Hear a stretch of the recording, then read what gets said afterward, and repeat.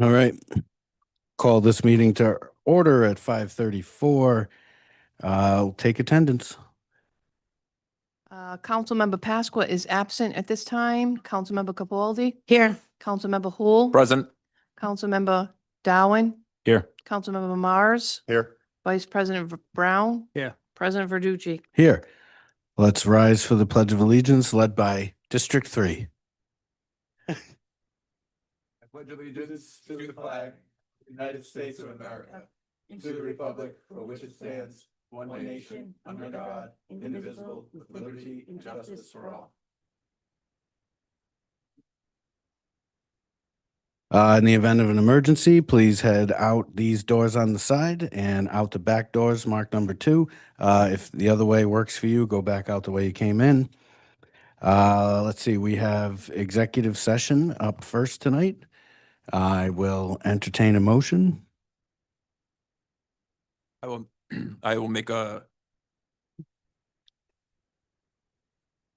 make a motion to go into executive or closed session pursuant to Rhode Island General Law 42-46-5A1 on discussions of job performance and character, physical or mental health of a person or persons, specifically for the council to interview candidates or candidate for the town solicitor position. Is that right? I'll second that motion. We have a motion and a second. Any discussion? All right, Madam Clerk, we need a roll call on exec session, please. Councilmember Capaldi, Yes. Councilmember Hul. Yes. Councilmember Darwin, Yes. Councilmember Mars, Yes. Vice President Brown, Yes. President Verducci. Yes, 6 in the affirmative, 0 in the negative. Motion passes. we'll be back.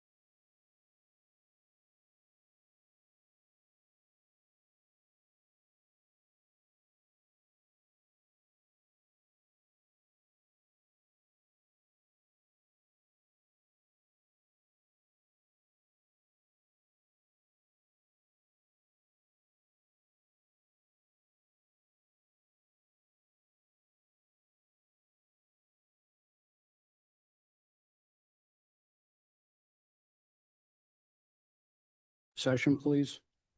I'll make a motion to come out of executive session. Second. Somebody? A second. Clerk, can you take vote, please? Councilmember Capaldi, Yes. Councilmember Hul, Yes. Councilmember Darwin, Yes. Councilmember Mars, Yes. Vice President Brown, Yes. 5 in the affirmative, 0 in the negative, motion passes. For everybody here, the council met in executive session. The matter we were in executive session for was to interview candidates for town solicitor. No votes were taken, and President Verducci left the meeting at 8:19 PM. I'd like to take a motion to seal the minutes. I'll make a motion to seal the executive session meeting minutes according to Rhode Island General Law 42-46-5A1. Second. Clerk, take the vote, please. Councilmember Capaldi, Yes. Councilmember Hul. Yes. Councilmember Darwin, Yes. Councilmember Mars, Yes. Vice President Brown, Yes. 5 in the affirmative, 0 in the negative, motion passes. Thank you. All right, we'll go to item 2 on the agenda, which is public comment. So anybody in town hall chambers that would like to come up and speak, please come forward on docketed items.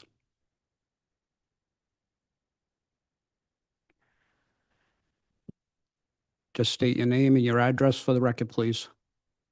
I think I should all know that now. Brittany Boyer, 318 Town Farm Road.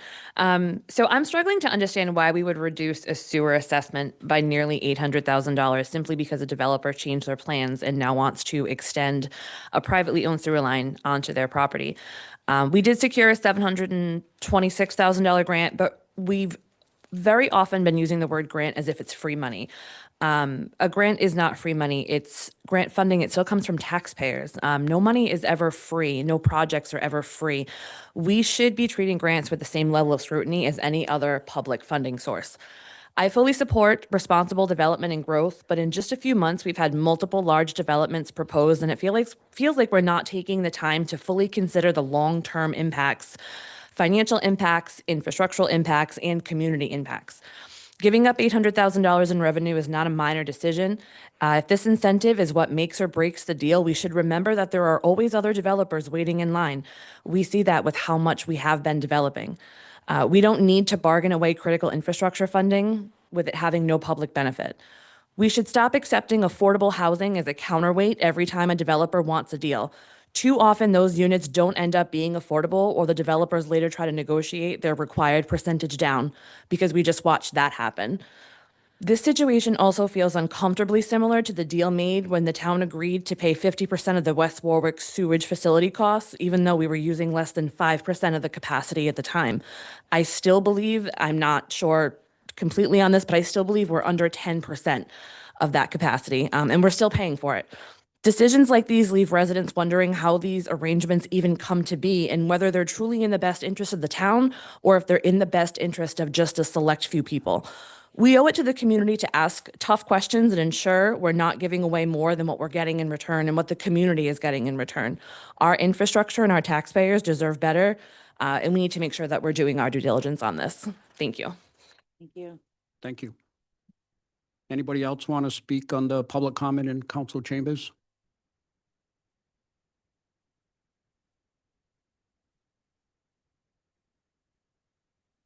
Good evening, Scott Guthrie, 31 Maplewood Drive. At the last meeting, the council voted 7-0 to hire CLA for the forensic audit. Now it's coming back to us. It was going to be $50,000, and then there was discussion among 7 council members. Am I right or am I wrong?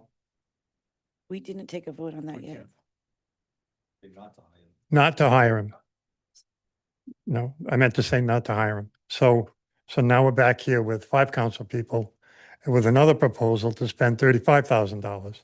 So the big discussion at the last meeting was, it was the town manager's recommendation because there was a relationship between the town and this company. I think that you should table this because there are 2 other council people here that are not going to have a vote on this. You've already voted 7-0 to not hire this company. And, you know, going from $50,000 to the $10,000, that was talked about at the last meeting, to voting to not do anything, to voting to come back and say, let's spend $35,000, makes absolutely no sense. And it makes absolutely no sense without every single one of you being here. So I would recommend that you table anything to do with the CLA. And I'll also add that you have the state police that can help you out with this. It will cost you nothing. Zero. Nothing. All you have to do is ask. Thank you. Thank you. Anybody else in council chambers for public document?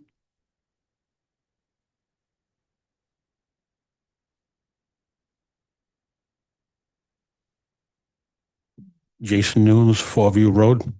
I'd just like to reiterate about the sewer development. It seems all these builders are coming in and using this comprehensive plan, holding the 25% or 30% or 15% or 18% of affordable housing over everyone's head with concessions and waivers. And then now comes crunch time, they're at the end of this project, now they're asking for more relief. This shouldn't be right. It should be voted down because you're going to set a precedent where every other builder and developer coming in is going to expect the same treatment. Now, as far as the solicitor's invoices and all that and spending all that money, we have a state agency that's available to us at zero cost. I don't see why we even were thinking about spending 50,000. I don't know why we're thinking about spending 10,000, and I don't know why we're thinking about spending 35,000 when we can have an independent, non-biased agency professionally do this on a state level at no cost to the taxpayer. Thank you. Thank you. Anybody else in council chambers for docketed items? Anybody on Zoom? Going once, twice, 3 times? Okay. Moving on to resolutions of the council. Resolution 2025-126, approving the contract for Crossman Engineering to complete the final design of the traffic signal and its components at the intersection of Hopkins Hill Road and Center New England Boulevard in the amount of $29,210. Mr. Manager? Yes, thank you, Mr. Vice President. So as we've discussed many times, Center New England Boulevard is not complete until we get that access opened at Hopkins Hill Road. This resolution authorizes Crossman Engineering to complete that design.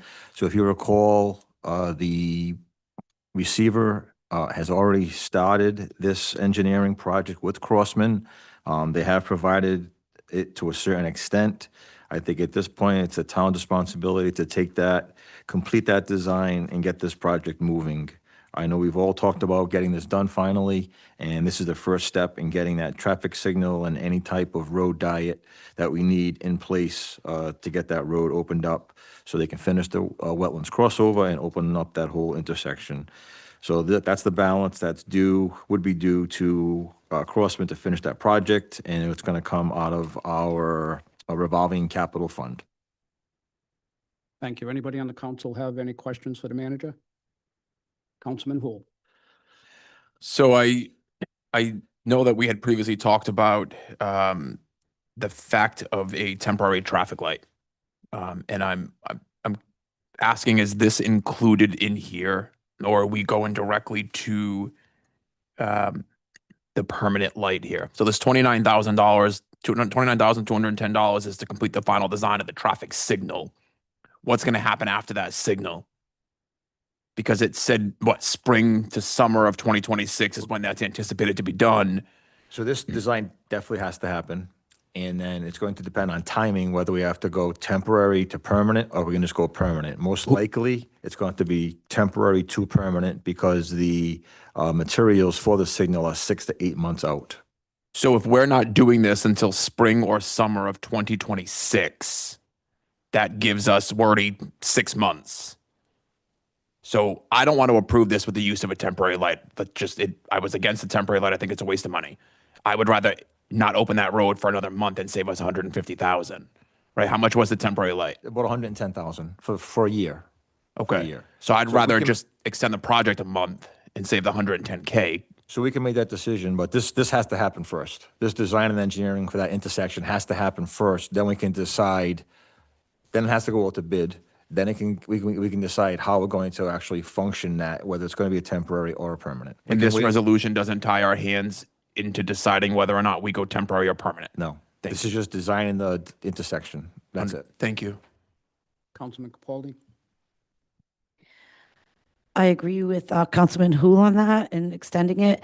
Because I want the town to know that for the record, this authorizes the 29,210 just for the design, engineering, and a bid for documents. It does not include construction costs. It does not include temporary signal equipment, resident engineering oversight, or any additional direct expenses such as utility locating or extra borings. It's all in that, in the documents that we received. So with that, how much more money do we think this would cost us Ballpark about 350,000. on top of the 30? Yes. Okay, That's for the construction of the light, about 350. all right, cool, thank you. Pleasure of the council. Take a motion. I'd make a motion to pass resolution 2025-126 approving the contract to Crossman Engineering to complete the final design of the traffic signal and its components at the intersection of Hopkins Hill Road and Center, New England, in the amount of $29,210. Second. Okay, we'll do a voice vote. All in favor? Aye. Opposed? Motion passes. Item B on the resolutions. Resolution 2025-127, authorizing a reduced sewer assessment for the Coventry Crossing residential development upon connection to the town sewer system via Woodland Manor Pumping Station, and authorizing execution of related documents. Mr. Manager? So we have three department heads to talk on this, but I think I'd invite Mr. Landry up first to explain the project. Mr. Kent, the developer, is also here to answer any questions, but I'll let Mr. Landry take it from here. Good evening, Mr. Vice President, members of the board. Bill Landry. I represented the applicant in the permitting of the project before the planning board. The project's received preliminary plan approval. The applicant did not expect to be modifying the project design. This was kind of a nice to have feature of the project, a connection to the sewer when the project first got underway. But it was not designed that way, and it wasn't approved that way. It was approved at great engineering expense for OWTS.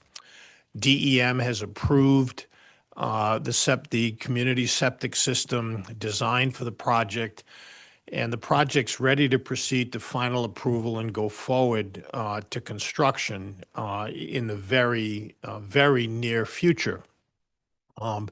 The obstacles to connecting to the sewer were the remoteness of the project to the sewer. There had to be a line built at great expense to get to the Woodland Manor pump station.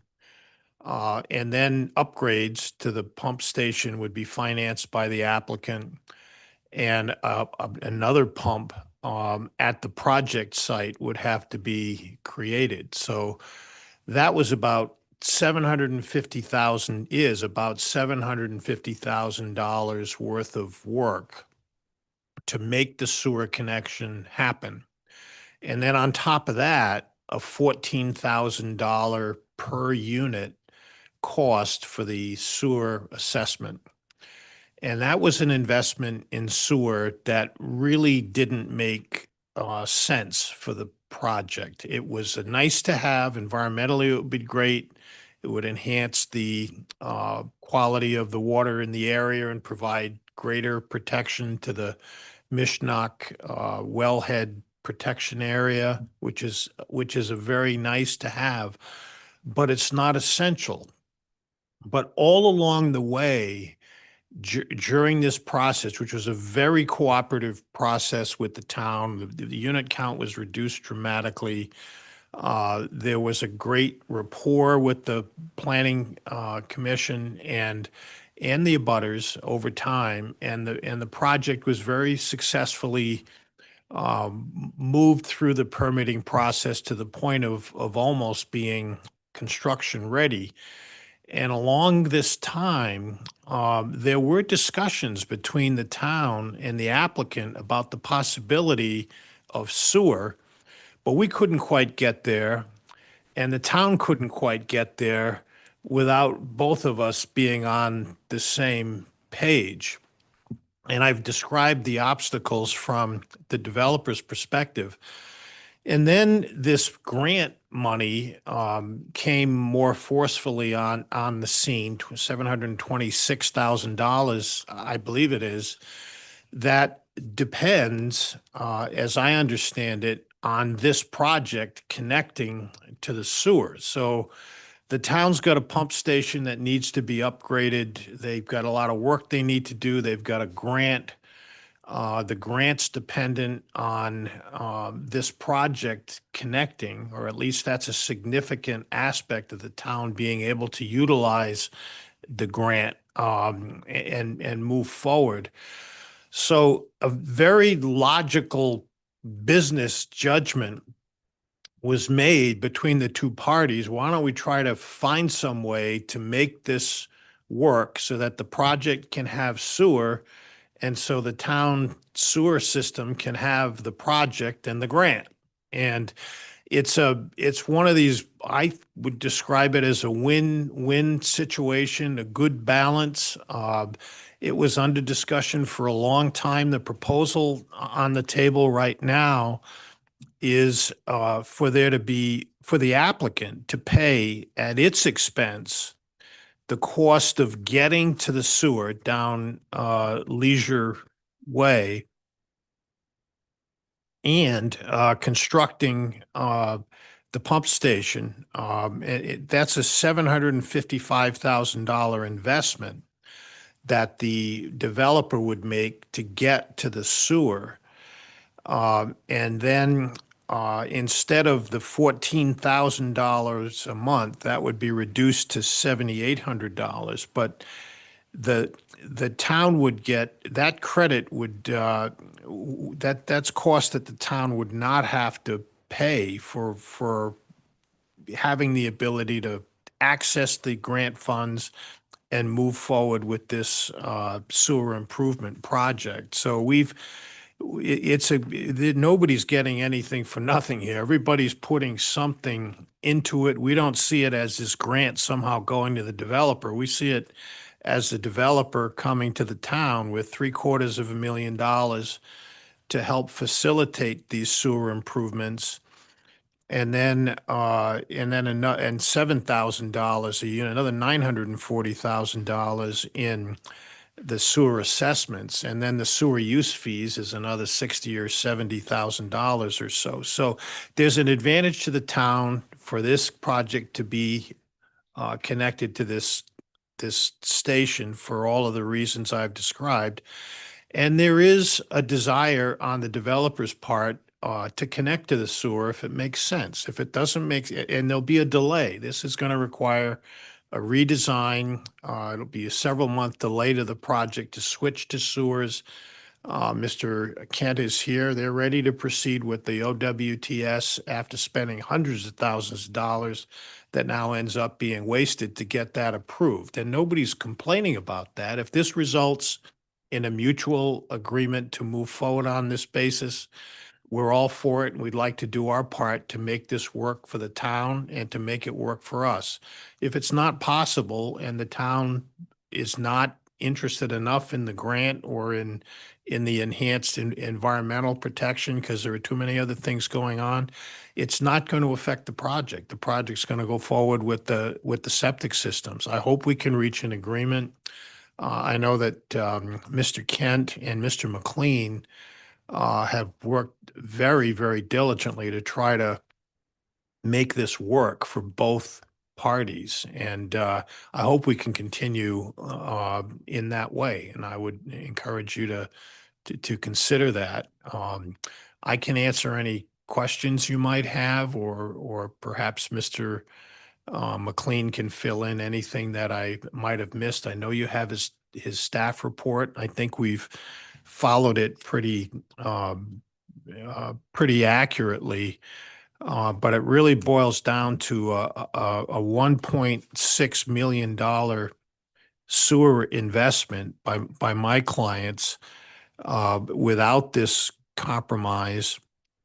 And then we end up taking on the cost of getting to the sewer and making the required pump station upgrades to make this work. That's $755,000. And that would be a credit to the town. And there'd be on an open book basis to make sure that all of that money actually got spent making these improvements. And it would result in $940,000 still coming to the town as part of this assessment, plus the service fee that the town would get in the normal course. I think it's a win-win, and I hope you see fit to approve it. Thank you, Mr. Landry. Does Thank you. anybody have any questions for him? I'll wait. Patient's done. Okay. Thank you, Thank you. Mr. Landry. Yeah, just so the council know, Doug McLean's here, the planning director, Monique Cool is here, the tax collector, and Joe, the engineer, are here. So if anyone has any questions of them, they can explain from the town's perspective if you'd like that to happen next. That's up to the council. Yeah, I definitely would. I know Doug put a letter together and All right.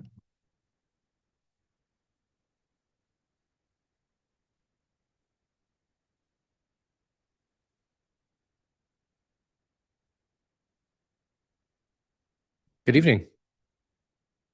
You guys want to start with any questions? Is there anything that you wanted me to give any overview on that maybe you haven't heard?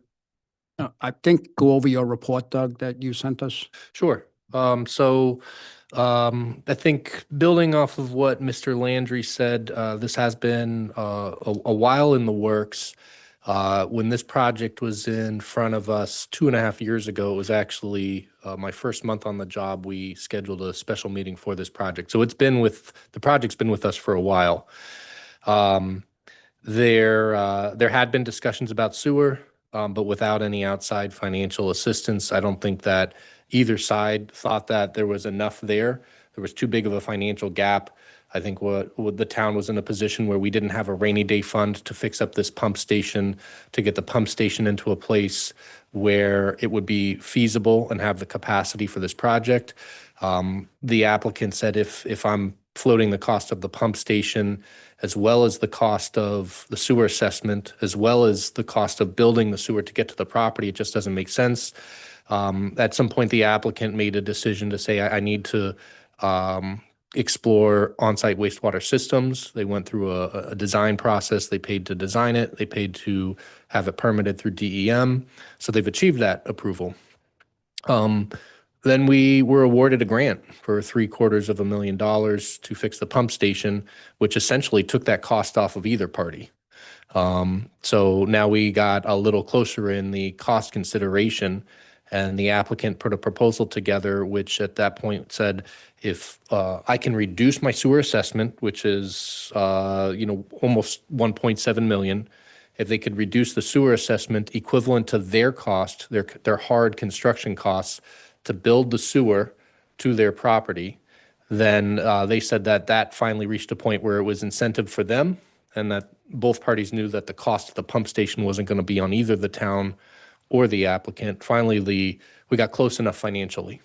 And I think there's been some time spent to make sure there's no technical deficiencies. We've had a consultant working in the background. That consultant was achieved through additional state funding to ensure that the system didn't have any, in general, aside from the pump station itself, the distribution lines didn't have any capacity limitations. There weren't any integrity issues, that there wasn't anything that we were going to put the town or any of the sewer operations in a bad spot by considering connection. So we've completed that study.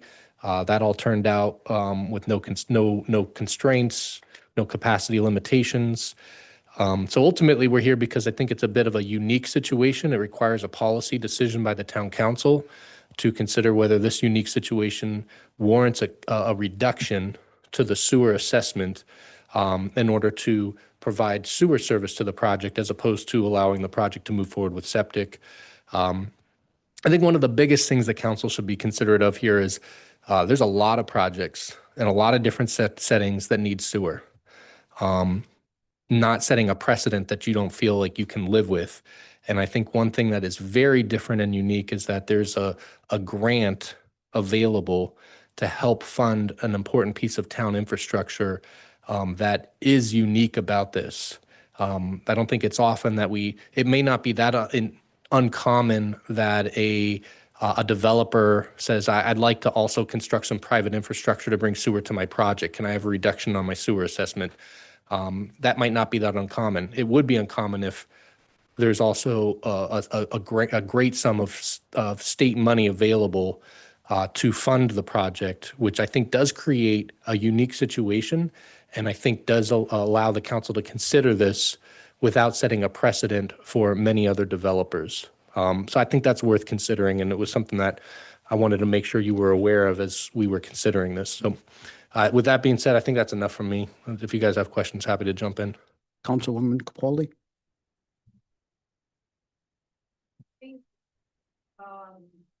Sorry. So basically, if we didn't couldn't they just pay their 1.7 and we would still get the grant, or no? Is it contingent on this relationship contingent to getting that grant? It's the answer is deeper than just a straight yes or no.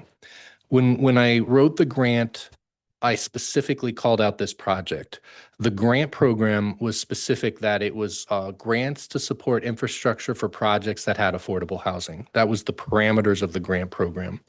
I thought this was a unique opportunity. We might as well see if there's a fit here. We did achieving the grant. And so the grant was written based on this specific project. There have been times when I've gone back and forth with the applicant and, they have, certainly had to do their own financial due diligence. There were months after we achieved the grant where it wasn't clear, is this project still gonna want to bring this home? I did have follow-up discussions with the grant provider, Rhode Island Infrastructure Bank, about the ability to consider using this grant without this project. And really the issue is it needs to be tied to affordable housing. There is other potential, but the other projects out there that might bring affordable housing are certainly not as fully formed as this one. So the answer is we achieved the grant with this project in mind. There does have to be an affordable housing component to achieve the grant. There does seem to be a natural fit here. But if this project turned away, I'd have to do quite a bit of discussions with Rhode Island Infrastructure Bank to justify the use of the money for a different project. So when you applied for this grant, did you already have this reduction in mind with the client? No. So why do we still have to give them a reduction? Why can't we just use the grant for this project and then have them pay what they're supposed to, the 1.7? Just curious. No, it's fine. It's a fair question. So keep in mind, this particular property isn't obligated to connect to sewer, which is obviously why they've achieved their permits through DEM for septic, OWTS. I think that if you were to ask the applicant what would happen if we said we weren't going to give this reduction, the applicant would say, thank you very much. I'm going to move forward with my septic systems, which is still a financially feasible project for them. So I think there had been multiple discussions over time, and the numbers behind this did shift a little bit over time as well in the back and forth between the town and the applicant to get to a place where we felt like neither side was giving up too much. But there is, I think at the end of the day, if the applicant doesn't receive a reduction, their position would be, we're going to move forward with the septic systems. And that project is still viable. They still have all the approvals they need. It can still be built. So their financials pencil out. Their financials don't pencil out with the full sewer assessment, but their financials pencil out with the reduction. And what got us a lot closer together, at a certain point, we weren't going to give up the kind of assessment that would have been needed if we were giving up both an assessment reduction and the town needed to pay to fix the pump station. Taking $750,000 and having the pump station be paid for through state resources closed that gap enough where we thought the assessment reduction became reasonable to consider. And I think that there's, you'll note here the open book approach to the assessment reduction. They didn't pick a number out of, out of air. They picked a number that they thought represented their construction cost to build sewer to get to their property. And if their estimate is a little high, and they gave us the number of 755 and change, if that's a little high and it doesn't cost them that much, then there's an open book policy where they won't get that full credit back. Let's just say it costs them 700,000 even, then that's the extent of their credit will be 700. If their estimate is a little low and they go high, they've suggested the open book doesn't go both ways. It caps at the number they've given us, but it could get lower. And that was another piece of the approach the town wanted, because we are working with construction estimates. Sometimes they can be off, but we felt comfortable and we peer reviewed this construction estimate to be reasonable. But if it goes up, then the applicant has to pay that out of pocket. If it goes down, then the town gets the savings. Thank you. I think an important part too is that Woodland Manor Pump Station needs the upgrades. Yeah. Desperately. It's needed them for 15 years. We don't have $750,000 in capital to do that. So this is really, I think, an opportunity to, the development's going to be there either way. I think it's an opportunity for the town to take advantage of the development, get additional sewer users. The sewer use fee is about $60,000 per year. We're going to realize if sewer does go there. Plus, we get the additional benefit of upgrading the pump station that desperately needs it. So I think that's kind of the town's perspective. I think Doug and Mr. Kent and his team have done their due diligence. Like Doug said, this has been going on for over 2 years. We've had peer reviews, we've had studies, we've had discussions. We've kind of beat this thing. There's nothing more informationally we can provide. It's just at this time, like Doug said, a policy decision if the council feels comfortable in making this accommodation. Thank you. Councilman Dowen. When does the grant money need to be used by? Pretty close. We need to finish spending it within about the next calendar year. And to be honest, we've kind of brought all of this to a head now because this is a bit of a make or break point, because we're going to need to start moving on executing the bidding documents, the design. That will take about a year. So basically, we've given ourselves enough runway to be able to complete the grant if we do make some good choices within this next month or so. If we wait much longer, we're going to start running out of runway to actually do the work behind the grant. I believe the funding deadline is December of 26. So if we don't meet that deadline, we won't get the grant money? This is a unique situation. We'd be spending the money to fix up the pump station over the course of this next year. There's not going to be a housing project built at that site or an affordable housing unit connected to sewer in the course of the next year. So we've had discussions with RIB, which is, we want to pave the way for the use of this pump station to facilitate the grant purposes, which is to, basically to facilitate affordable housing development was the program guidelines for the grant. And we made very clear to RIB, the Rhode Island Infrastructure Bank, the funder, that there's not going to be an affordable unit built until after all the grant money spent, and we're not going to be in a position to, surrender any additional money back to the state. And we've reached an agreement with RIB, which is that they're not going to seek to recollect, but they did want to know that the town felt strongly enough to move forward in this direction. And this council decision is actually one of the critical points where RIB will say, if the council agrees and this plan is laid, then the town can go ahead and start spending the money.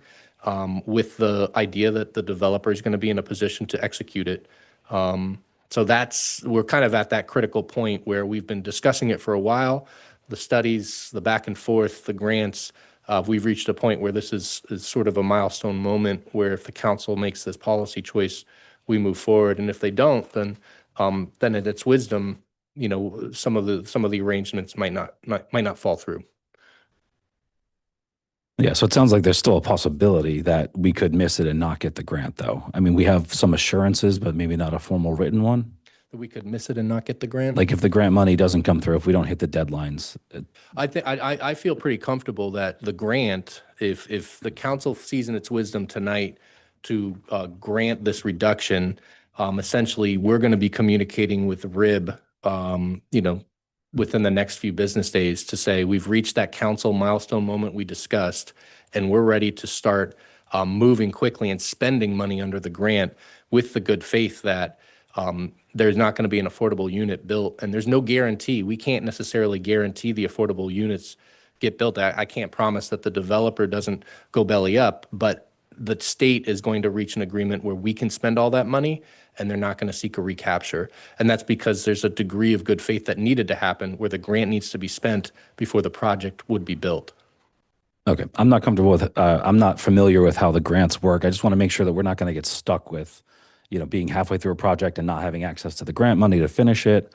And just one other question too was the numbers of the grant are very close to the cost of the build out. Yep. So it still seems like the town is taking on a little bit of a gamble for 25,000, somewhere in there, in that range. Was there a negotiation to say, we'll match you with the grant money and that'll be it? And No, the grant or the grant number's obviously been fixed since we achieved the grant. The grant number wasn't quite everything we asked for. There's some stories to it. There's actually a secondary grant that we've achieved from RIB that wasn't tied to affordable housing to help kick in the rest of the money. There's a lot of wrinkles in this entire the way we've navigated it has been a lot of different ins and outs. We've achieved a separate grant for about $150,000 to make up with the costs that we'll need for the pump station. That second grant is not tied to affordable housing. It's for a generator. It's sort of a standalone improvement that the pump station needed. So imagine that we asked the infrastructure bank for $850. They didn't give us $850. They gave us $725. We came back to the infrastructure bank under a separate grant and said we'd still need the rest of the money to actually make the pump station work, and they gave it to us under a separate grant. That generator can still be useful to us whether the pump station gets the upgrades or not. The number that the developer is giving has changed a little bit over time, and we've had discussions about that, and it's dropped. But the number wasn't meant to match the grant. The number was meant to match what was considered a reasonable cost for them to build the sewer from their subject property to where the sewer exists. It was always meant to say, if you build the sewer to your own property, we will offset the cost of the assessment equal to it. Essentially, imagine if the town was in a position where we could fund a sewer expansion and the sewer line ran right in front of their property, they'd be paying the full assessment and have zero cost to build the sewer. Where we're at is they're going to spend out of their pocket to build the sewer to their property, and they're just asking to reduce the sewer assessment. Essentially, imagine if the town was to make this investment to build the sewer, we would be spending the $755 and they would pay the full assessment. So essentially, they're offering to spend the $755 and reduce the assessment to the same number. It's complex. Did that make sense? yeah, got it.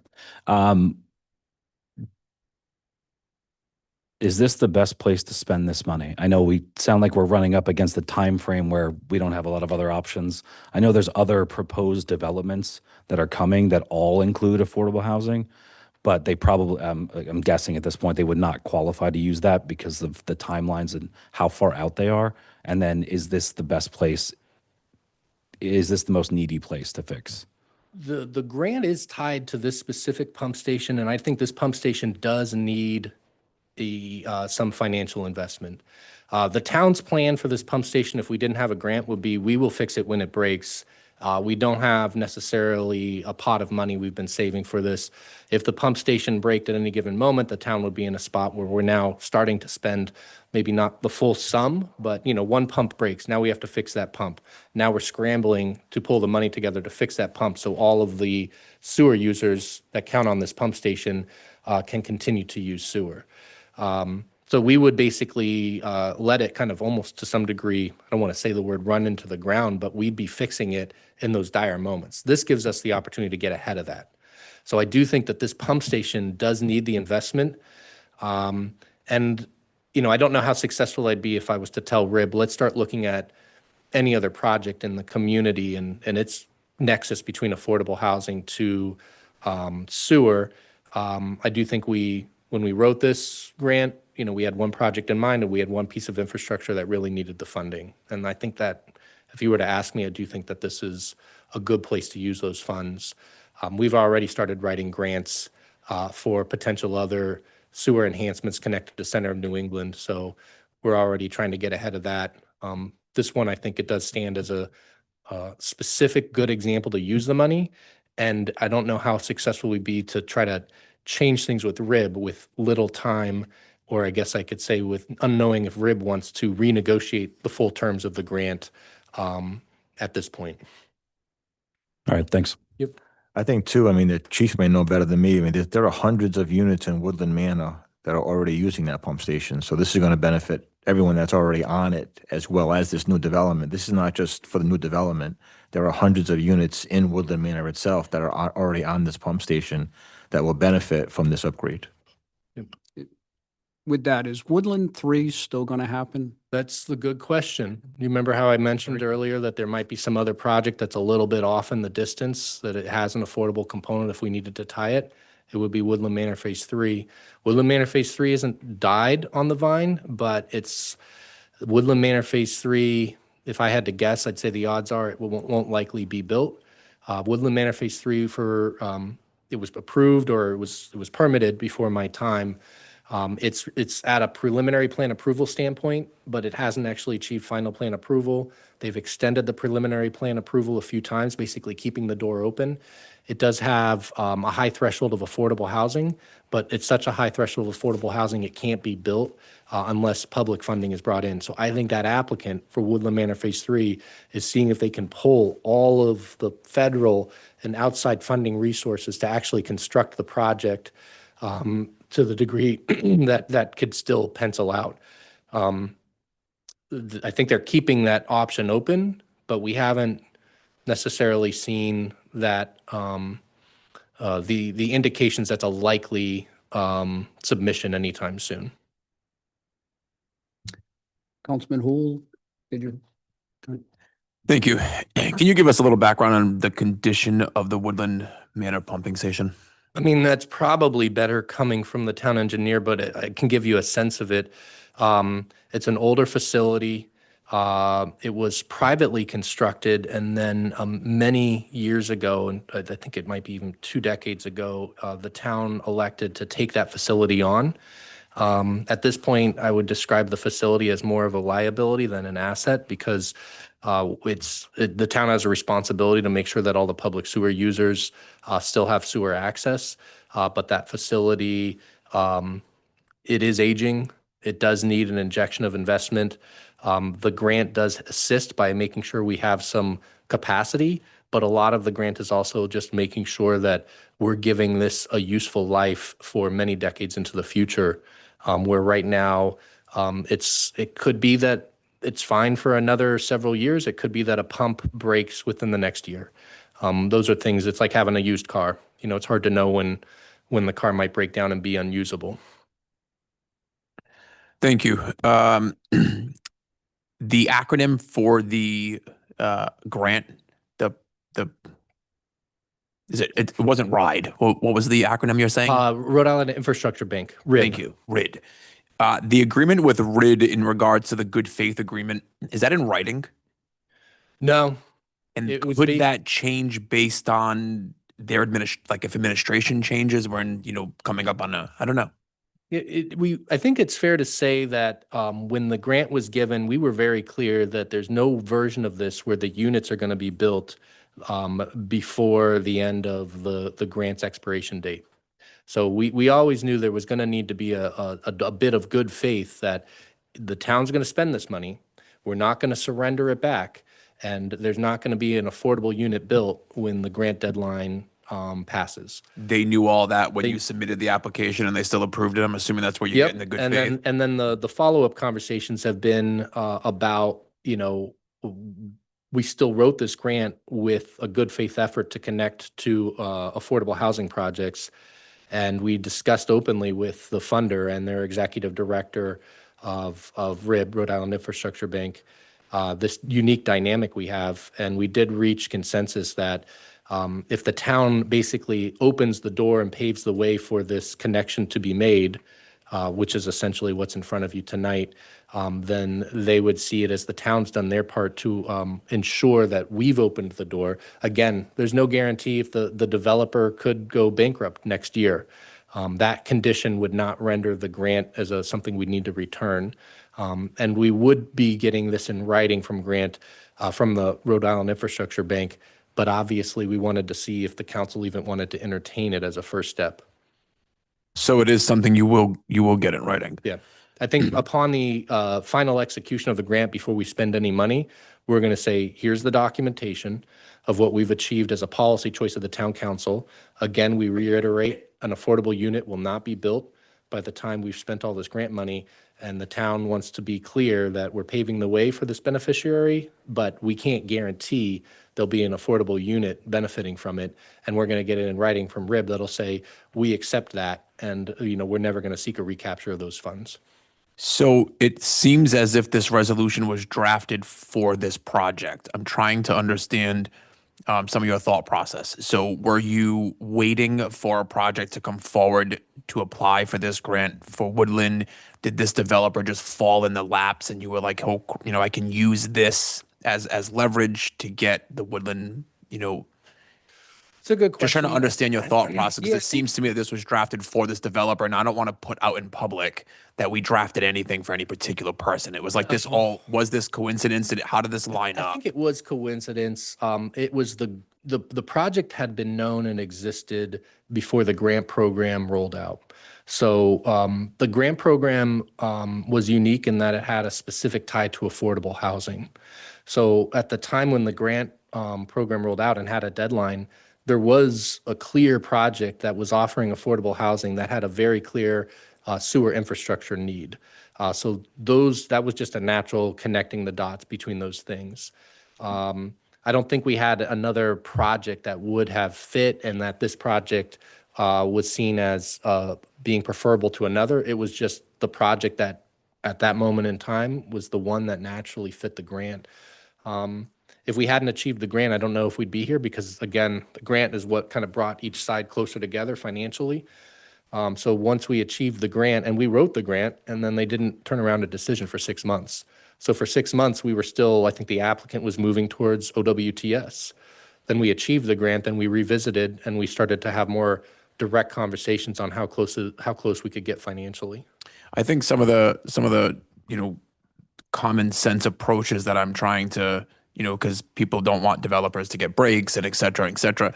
I think some of the thought process of where I'm struggling at is, so the town either waits for the pump station to fail and we find $755,000 and fix it, or we just reduce our income by by the town. So the grant $726,000. The developer is looking for a reduction of $755,000.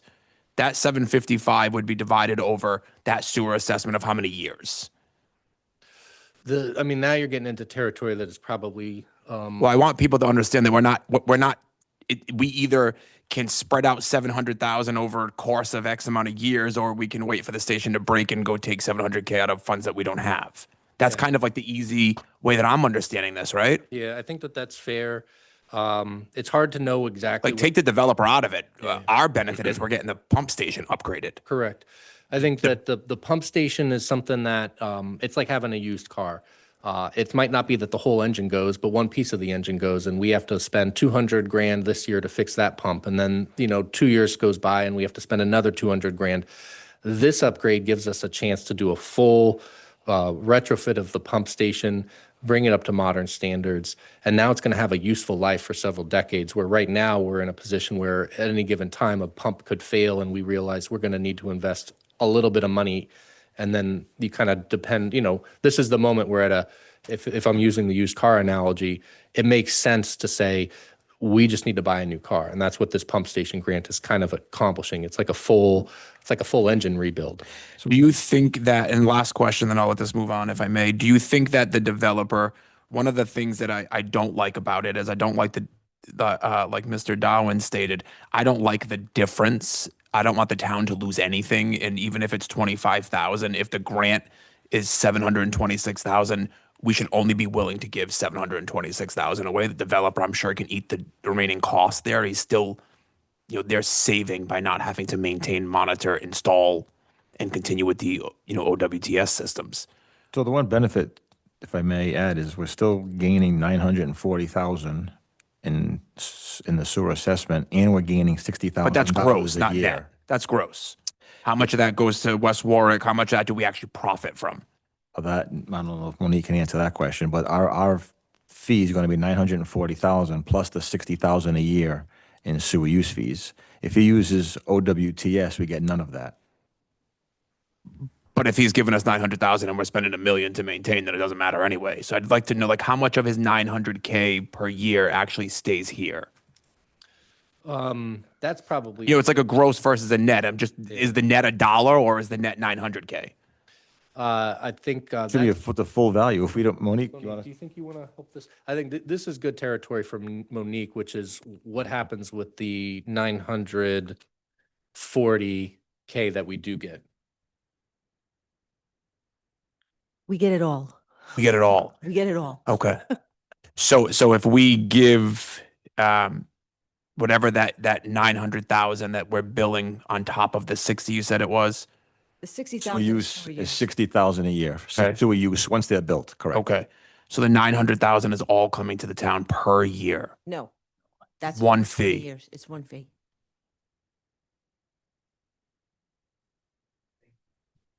Councilwoman Capaldi. So we want to get a new car. And in 20 years, you're going to need another new car. Yep. So are you putting things in place to maintain, like who maintains these pump stations, first of all? And is there money being generated from this property in some way to maintain that pump station? Is that what the 60,000 is? Not directly.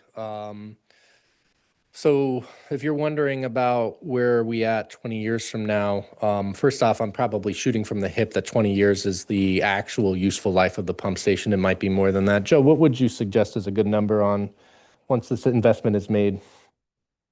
About 25 years. 25 years. Just want to make sure that we put things in place to Yeah. maintain it and don't wait so long for things to fall apart. Yeah, I mean, those are good questions. I do think that the pump station itself is, it's certainly at this moment in time, we've got that used car where it's looking like things could break any moment. And you kind of wonder, is this the moment where we just invest in a new car? I think that that's clear. 20 years from now, where we're going to be financially, how we'll be prepared for the next new car. I don't know if I'm the best person to answer those questions. It could be that it's a capital budget expense. It could be that the town needs to perhaps be saving up in capital budget for this. That would be my best answer. Yeah, I'm just hoping that we put things in place to not make everything die at once. I mean, we keep saying 20 years, but what about in 2 years something happens? So I just think that I don't know who's responsible. Who's responsible for Of taking care of the pump station, the town is. Yeah, but DPW. I mean, who? I don't know. Joe, engineering. Oh, engineering. We have a contractor if we need it, but. So will those stipulations be put in place so it's being monitored? Against who? But the stipulations in what? I don't want to have to wait 20 years and have to spend another $800,000 on a new pump station. No, maintenance is regular. It's regular It maintenance. is regular maintenance. Yes, well, yeah, absolutely. Okay, that's what I was asking. The condition of the pump station is not a result of negligence. It's just a result of it being that old. So I think the answer to your question is there should be a plan in place for 25 years from now and being prepared for that. And I'm assuming that'll be something that the wastewater facilities plan will start to anticipate. If there's not funding resources that we achieve from outside sources, then it would be the town starting to commit capital money through a capital budgeting process. So we just haven't done that to this point. We have an older aging pump station and we just haven't done the capital budgeting yet. But we have a unique opportunity because we were able to fortunately find some funding outside. Yep. Anybody else? I have one. Sure. Probably need the town engineer to come up. I have a, Oh, good. probably more of a question and a comment combined. I remember when this came up for the town and before the planning board, that there was a lot of people here in the room about the flooding that goes on Wood Cove and Westeria Drive. And they got a legitimate concern over there because every time we get stormwater runoff and stuff, there's a lot of flooding over there. And then when it got approved, I was surprised that OWTS got approved because it just seems that's going to add more water to the ground level over there, which is going to exacerbate the flooding to the people that are on Wood Cove and Westeria, which these people have been putting up with this for years. So when this project, and I saw it come along, I thought it was more of a win. And I know there's a dollar there, number out there, but I saw it for a win for the people on Westeria and Wood Cove, that maybe it'll help minimize their flooding over there, because that's been ongoing. Is that a fair statement, Joe? The location of the OWTS is a good distance from the area that's experiencing the flooding. It's the best location of the site of where the OWTS is sited. So I really don't see a benefit with the flooding by the sewer with this. It's too far away. It's not in the location where the flooding is. Yeah. And so the concept that the OWTS would rise the groundwater, that wouldn't be significant. There's not enough. I think the issue is that there is high water tables. We were actually surprised that the site, I bet you if we asked the applicant, they would say this was not an easy site to permit for OWTS because of the high water tables. So I think the connectivity is that you have a site that does have high water tables. That is why you see some more frequent flooding over there. I think the high water tables is not a great location for OWTS in general. However, through their design, they have achieved a permit. I think we all agree this would not be the most ideal site to have an OWTS system of that size. It's near the well, it's near the groundwater protection zone. It's high water tables. So that's the connectivity. It's not necessarily that the OWTS would make flooding worse, but the flooding's an indication of a tough site with high water tables where OWTS may not be the best approach, but that doesn't take away from the fact that they've achieved a permit. So they can move forward with it. We just see some potential environmental issues along that way, or at least it's preferable environmentally to go to sewer. Yeah, no, well, that's interesting. And it just seems like 100, and how many homes are going to be built over there? 120. It seems like that would still add something to the groundwater. But I think when you have the option to eliminate WOTS and go with sewer, no matter where that is in the town, that's a benefit to us. So, I think protecting that water supply is important, even though it's not in the zone.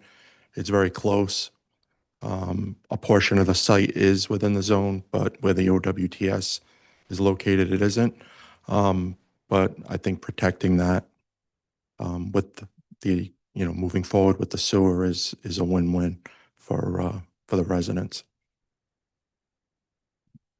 any other questions for the engineer or the director, town manager, Monique Cool? If there's none, pleasure of the council. This is a hard one. If it's my turn, this is a hard one for me. I would be willing to approve this just based on an infrastructure improvement, but not at a cost to the town. So I'll make a motion if I may. I just lost a page of my agenda. Hold on. It's not on.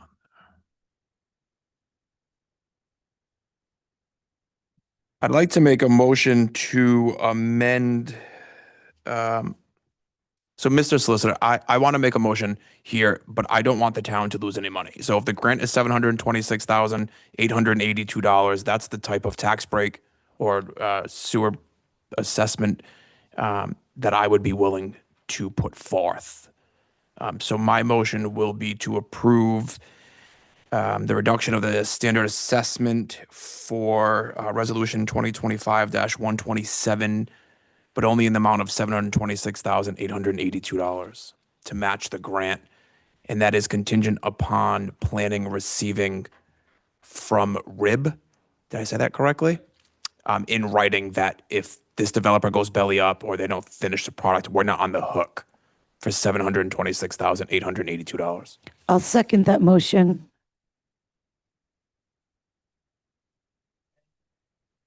Resolution number 2025-127. Yes, sir. Okay, we have a motion and a second. Let's do a roll call vote. Sorry, discussion? Point. Sorry, it's my first time.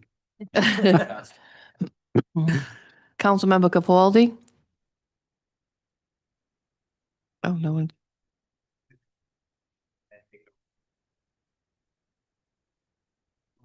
If you want discussion? No, I don't want discussion. Okay.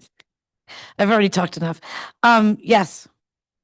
Councilmember Hul? Yes. Councilmember Darwin? Yes. Councilmember Mars? Yes. Vice President Brown? Yes. 5 in the affirmative, 0 in the negative. Motion passes. Okay, now we'll need a motion on the resolution I'd like to make a Amended. as amended. I'd like to make a motion to approve Resolution 2025-127 as amended. Second. We have a motion and a second. Madam Clerk, can you do a roll call vote? The only discussion I have is there somebody from the developer who could give us an answer on whether or not they're going to agree to take that, or like, how is that going to work? That's acceptable. That was easy. I should have went a That was little good. tougher.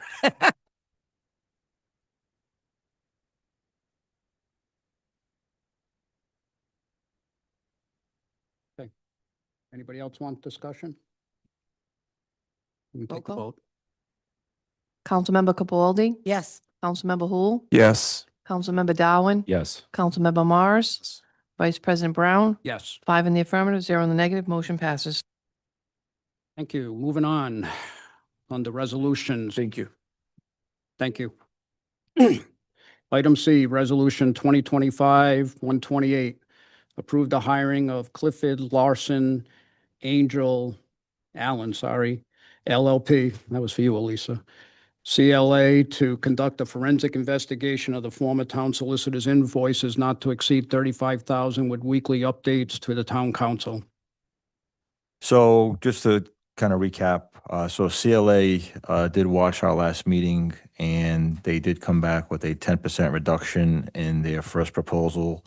So it goes from 39,000 to 35,000. I just wanted to present that to you formally in the form of a resolution. Nothing else changes, the same proposal that they gave us before. But I did want to let you know that they did make that reduction based on the council's concerns about the financial impact of this. So I just put it forth in a resolution to see if there's any interest in going forward with it. So that's the only reason it's here.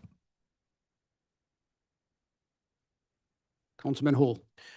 I just want to clarify, in the beginning, when all of this started and we were asking for legal strategies on what we should do or how we should approach this, we were told that the state police won't take this. We were told that the state police don't do political audits up front without some proof, because I asked that. It was the cheapest, most cost-effective way that I thought this would move forward. The only reason why there is a dollar amount in a company is because we couldn't go that route. State police would only take it, to my understanding, and please someone correct me if I'm wrong, state police would only take it upon the findings of something potentially criminal. They weren't getting involved in politics, that's the message that was delivered to me. I just want the public to know. And ultimately, after some information that we learned this evening, and it's not anything to do with hiring a company. It's about whether hiring that company may be worth it or not.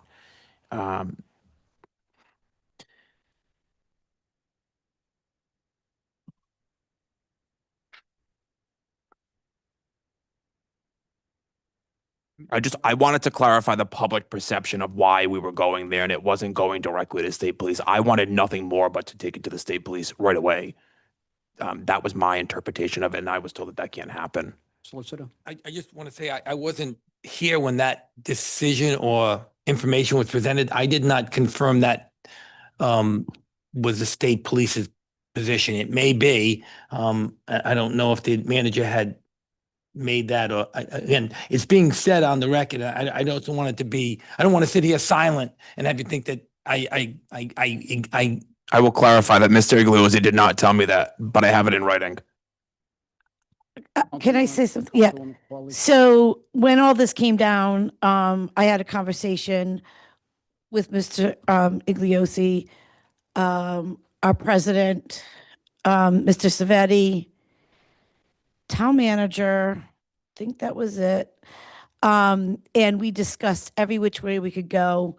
One of them being the state police, but it wasn't the direction that for what we needed to do, we couldn't do that yet. So that's why we decided to go to an audit firm first. So that's clear for the public. But can I make a motion on this? As long as there's not any more questions. With some new information that we have received, and please tell me if I'm speaking out of turn.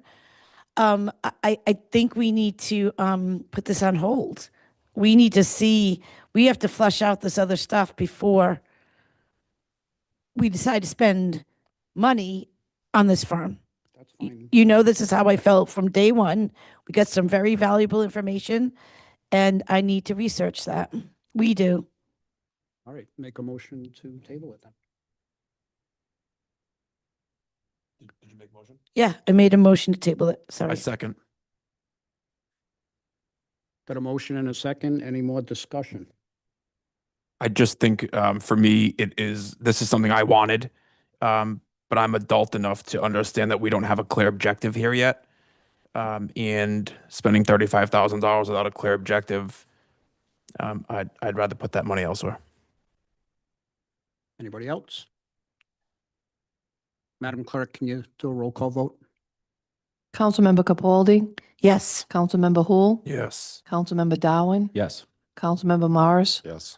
Vice President Brown, Yes. 5 in the affirmative, 0 in the negative, motion passes. I'd like to add, or somebody make a motion to add public comment for undocketed items to be added to the agenda. I'll make a motion to add public comment on non-docketed items. A second. Any discussion? I'd love to have some of this. I got to tell you, I'm not going to mention names here tonight, but when I'm looking and reviewing an agenda, I'm not looking at things for public comment. I'm not looking at undocketed or docketed. I'm looking at the items that are on the agenda. Nobody on this council sent an email to remove undocketed, non-docketed public comment. I don't understand why that keeps happening. We as a body agreed that there would be public comment on non-docketed items every single time. What happens is then I get phone calls and I wasn't looking for the public comment because I just assumed it would be there. My phone starts ringing that what happened to public comment? It's all over Facebook. You got everyone in an uproar. Nobody sat up here and asked for that to happen. I just want the public to understand we did not try to take this off the agenda. So I'm asking Mr. Town Manager and Mrs. Clerk, Madam Clerk, can you please ensure that moving forward, there is a space on every single agenda for non-docketed public comment, please? Will do. That was me. I thought for I a know. special meeting, we wanted to focus on the topics that were here. And I know we've had a couple of, And I understand that. That's why I didn't mention any names. Yeah, And no, just fine. moving yeah, forward, we'll do that. Sure. just so we don't, I don't want to be looking to catch things I'm not anticipating to be gone. The last time this happened was when I had to stand up and get this public comment back onto the docket the night that Hillary took it off, our past president. We have changed a lot with this council.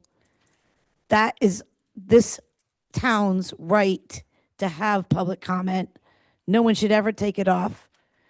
Don't change the agenda. If you have a question or if you have a suggestion, you got to let us know. We're all about communications and transparency.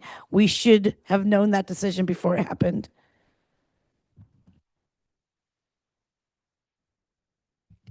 Anybody else? All those in favor, just say aye. Aye. Opposed? Anybody in council chambers for undocketed items?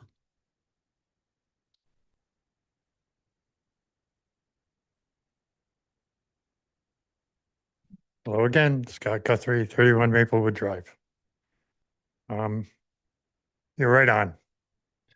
So I brought up in the past that when the format of the agenda came from Cranston, it was flawed because it, under every heading, it said votes may or may not be taken.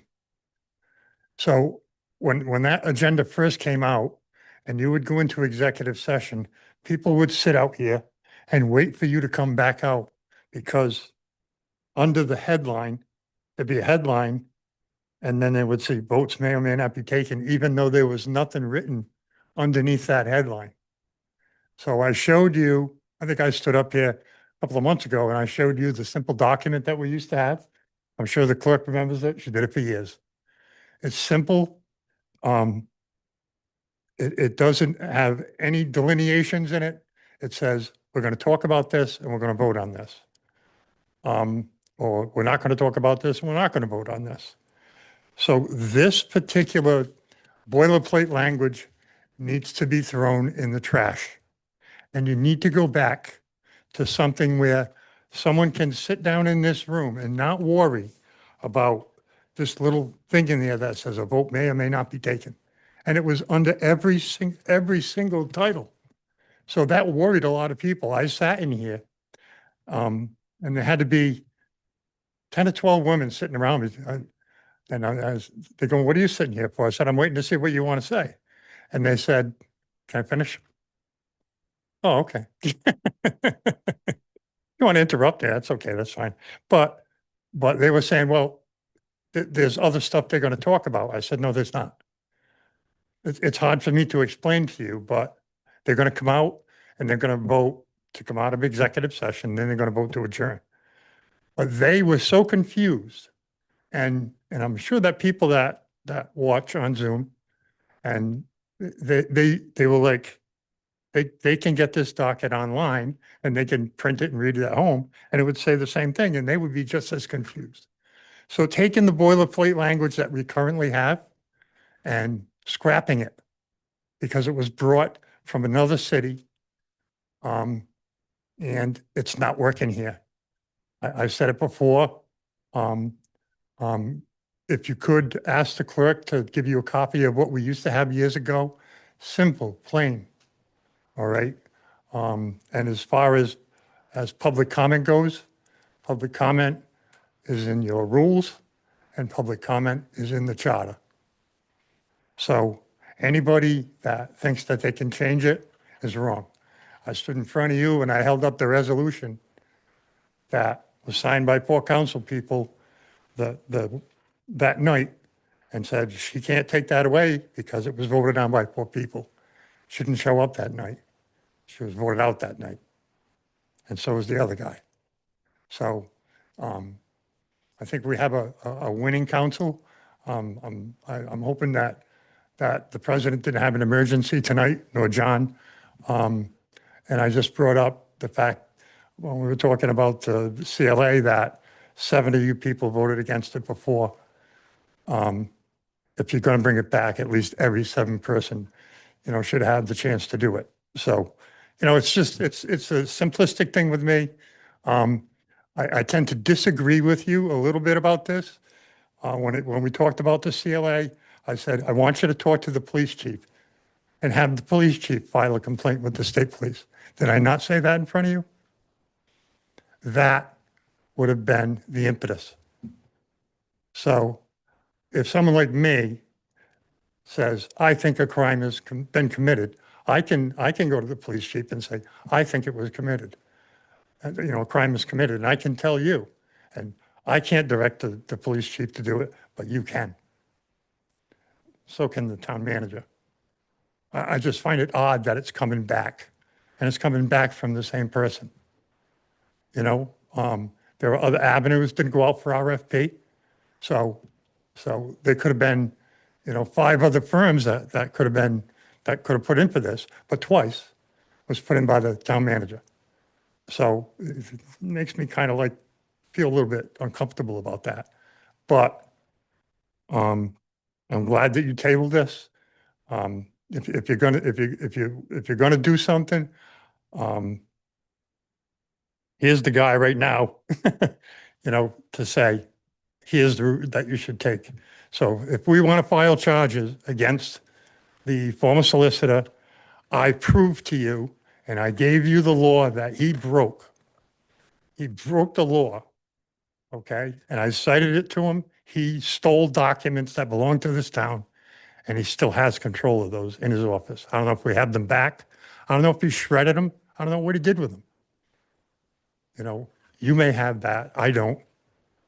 But the fact of the matter is he took the property that belongs to the citizens of Coventry out of this building, out of that vault where it belongs, under the control of our town clerk, who's the safekeeper of all the documents of this town. I cited the law, I think it was 3414. I'm not sure if it's 3441, but that is the law. He broke it. I accused him of it, and he sat there, and that's when he got nervous and started tapping his foot and banging his pen on the table, because he knew he was caught. He broke the law, plain and simple. When you break the law, you file a charge, send it to the police, and they investigate. It's not a hard thing to figure out. It's not for me. I've never been arrested for anything in my life, but I'm sure if I did, I'd probably be hauled away somewhere, quickly. But thanks for giving me the opportunity. You're going to question me? You're going to? No, I'm talking to Madam Clerk. Could you send the council a copy of that old agenda? And I thought we were supposed to rewrite that agenda when we did the TC rules, but if you could just send a blank copy to us so we could see what it looks like, and then, I could take a look at it and see if we need to tweak it or anything. I think that would be helpful. By the way, I get confused often looking at our agenda, just to share with you guys. One last thing. If you want to see what it used to look like, just go on the Secretary of State's website. I want a blank one. Yeah. one. Yeah. Right. And Word document. Right, but you If would, you have one. you would see it action, you'd see it like it in action. So it would be, go back like, say, 4 years, and, you can scroll back 4 years, pick any date that you want, look at the agenda, and it's just going to go simple, simple, simple, simple. And it's not going to have that same boilerplate language with all the other mumbo jumbo that's stuffed in there that confuses people like me and the 11 ladies that I was sitting with that night. Thank you. Before we continue with public comment, should we pass a motion to extend our meeting past 10 o'clock by a half hour? Please do. No, it's 10 o'clock, right? So I'll take a motion. I'll take a motion to extend the meeting by a half hour tonight. I make a motion to extend the town council meeting on December 8th, 2025 by 30 minutes. All right, let's go. Now we got a motion and a second. Any comment? None. All those in favor? Aye. Thank you. Opposed? No. Hey. All right, we'll continue with public comment on undocketed items. Mr. Nunes. Jason Nunes, Fourview Road. I want to thank you for updating the undocketed items. Could that be updated for each and every committee for the town of Coventry? And the reason being, I came to a 1:30 appointment, 1:30 meeting this afternoon for technical review committee. And Village at Tioga was on the docketed item. There was absolutely no public comment. I came here for nothing. I sat here for 2 hours. I don't know if the town council can do anything about that. I would strongly appreciate that. Everybody's time is precious. No comment. Solicitor? I'll try to answer your question the best I can. Okay. When it comes to meetings of staff people that are not public hearings, where the applicant might not be attending, the, The applicant was allowed to speak, public wasn't. I don't know the answer to that. Like I said, I don't know. But when you say every committee, planning board meetings, zoning board meetings cannot have public comment because for undocketed items, because people cannot talk about items that are not on the docket. Oh, no, I understand that, but Okay. there was no public comment, but even docketed items. But you're saying it was a technical review committee. Right. Well, again, now we're going to have to look into that because that's kind of an internal staff meeting. But But it was a public meeting. It was in the Public reminder paper, I understand. public I'm not- invited, public I'm welcome, not contesting you. I'm public saying, welcome, but just sit there and shut up. well, that's what we're going to have to look into. Is there a sponsor to that meeting that we can talk to? It's the planning staff. Stop me if I'm wrong. We can't, we can send an email, but we appoint them. So we can't, like, I can't respond back to you, but Oh, no. you know our feeling of. But you I guys just have did control up of there. their Just, agenda and how they're gonna be. I don't think we have reacting? control of the agenda just because they're a quasi-public agency and we can't control their agenda. But I'm all for public comment. We gotta figure. Can we we'll figure find it that? out. Let's not second guess it. Let's find out the real. I'd like Yeah. to see if you can control the format of their agenda, not Let us necessarily the items. find out legally what we can and can't do Okay. first, and then we'll get back to you because, yeah. But we'll have Mr. Gliosi figure it thank out. you. Thank you so much.